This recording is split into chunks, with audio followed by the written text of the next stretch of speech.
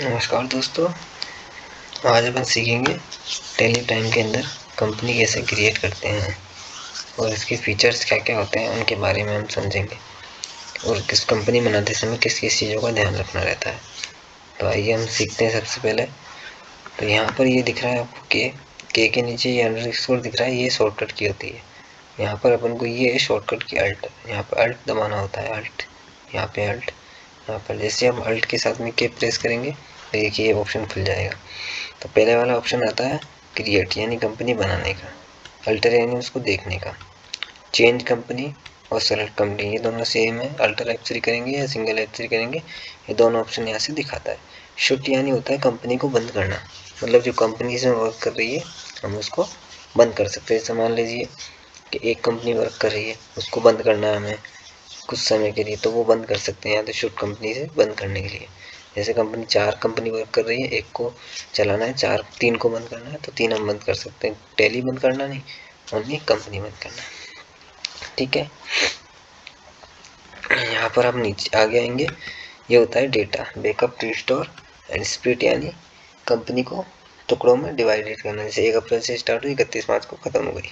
ठीक है, यहाँ पर हम क्रिएट पर आएंगे। क्रिएट कैसे करते हैं कंपनी, शॉर्ट वीडियो रहने वाला है, ज़्यादा लंबा नहीं करेंगे। क्रिएट, सबसे पहले क्रिएट पर आएंगे। यहाँ पे अब सबसे पहले देखो लिखा हुआ है कंपनी डेटा पर, देखो आपको दिख रहा होगा ये होता है हमारे कंपनी का जो डेटा है। सी ड्राइव, डी ड्राइव हमको कहाँ पर रखना है, हम अपने हिसाब से भी इसको सेलेक्ट ड्राइव करके चेंज कर सकते हैं। फिलहाल में हम सी ड्राइव में रखेंगे और ये इसकी लोकेशन है, कहाँ पर डाटा स्टोर हो रहा है अपना, कंपनी डेटा पथ। ठीक है, यहाँ पर हम कंपनी का नाम ले लेते हैं, जैसे कि मान लीजिए GPS ऑटो LLP।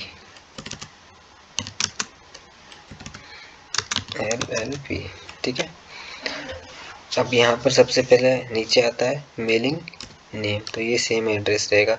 यहाँ पे मान लीजिए एड्रेस पूरा लिखना है, मान लीजिए कहीं पर आपकी कंपनी, वहाँ का पूरा एड्रेस लिखना है। यहाँ पर जब ये अपन एड्रेस यहाँ पर फिल करेंगे तभी ये बिल पर शो करेगा, ये बात का हमेशा आप ध्यान रखिएगा।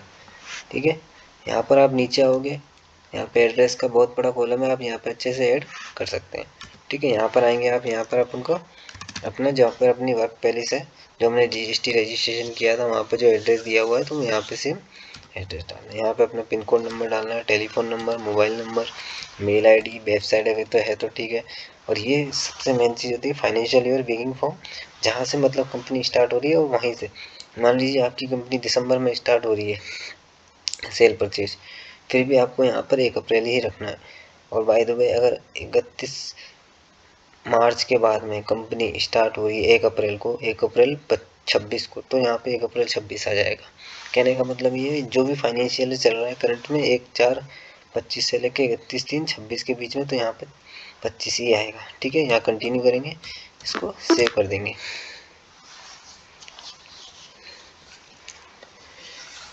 अब देखिए कंपनी हमारी create successfully, enable the features as per your business needs, यहाँ पे आपको दिख रहा होगा ये लाइन आ रही है ना, company create successfully as per your business needs. अब यहाँ पे देखो पहले वाला जो फीचर होता है ये होता है मेंटेन बिल बाय डिटेल के लिए, कॉस्ट सेंटर के लिए, इंटरेस्ट कैलकुलेशन के लिए, ये होता है अपना इन्वेंट्री के लिए, स्टॉक से रिलेटेड। तो यहाँ पे वैसे तो ऑलरेडी टैली यस करके देती है, अगर आप अपने हिसाब से चाहो तो यस नो कर सकते हो। ठीक है, यहाँ पर आओगे आप नीचे तो use the discount column in invoice, यहाँ पे हम डिस्काउंट के लिए यस कर सकते हैं। यहाँ पे अगर अपन इस इनवॉइस के ऊपर अपन को कोई डिस्काउंट देना है तो हम यहाँ पे यस कर सकते हैं।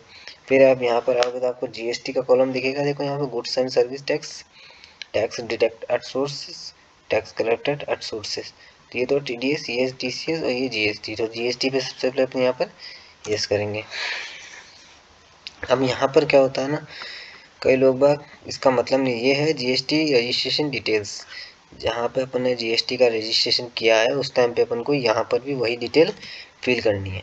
ठीक है, यहाँ पर राजस्थान ऑटोमेटिक आ ही जाएगा यहाँ। अब इसका मतलब क्या होता है, रेगुलर एंड कंपोजिशन। रेगुलर का मतलब होता है जिसके GST नंबर होते हैं, और कंपोजिशन का मतलब जिसके GST नंबर नहीं होते, वो भी एक कंपनी है। ठीक है, मतलब जो भी अपन सेल कर रहे हैं 3 महीने 1 साल में, जो भी उसकी जो सेल हुई है उसका 1% टैक्स हमको गवर्नमेंट को पे करना होता है बस कंपोजिशन के अंदर। और रेगुलर के अंदर अपन को सिंपली GST नंबर यहाँ फिल करना है। अब अदर टेरिटरी का मतलब क्या होता है, अदर कंट्री, दूसरा देश। ठीक है, यहाँ पे हमको इसको सिंपली नो ही रखना है। यहाँ पर आएंगे अपनी कंपनी के जीएसटी नंबर, जो भी अपना रजिस्ट्रेशन हुआ है जीएसटी का, उसमें जो रजिस्ट्रेशन नंबर मतलब जीएसटी के जो रजिस्ट्रेशन नंबर है वो यहाँ पे जीएसटी के नंबर आएंगे अपनी कंपनी के। ठीक है, ध्यान रखिएगा।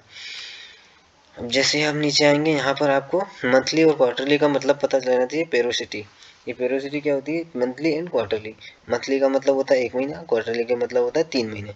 अप्रैल, मई, जून, जुलाई, अगस्त, सितंबर, अक्टूबर, नवंबर, दिसंबर, जनवरी, फरवरी, मार्च।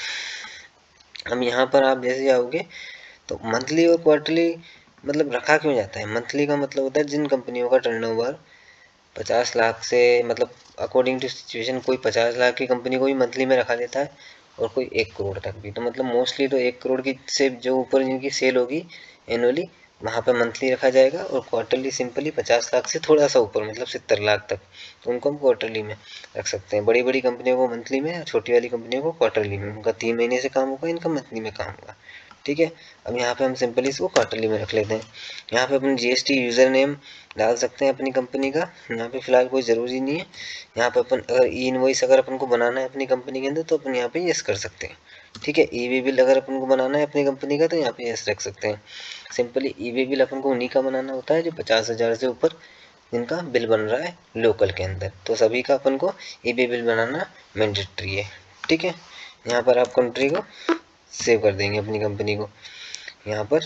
Okay okay okay okay okay okay, ये अपनी कंपनी तैयार। अब देखो यहाँ पे आपकी कंपनी बनके तैयार होगी, GPS auto LLP and no vouchers entry. यहाँ पे कोई वाउचर एंट्री नहीं है।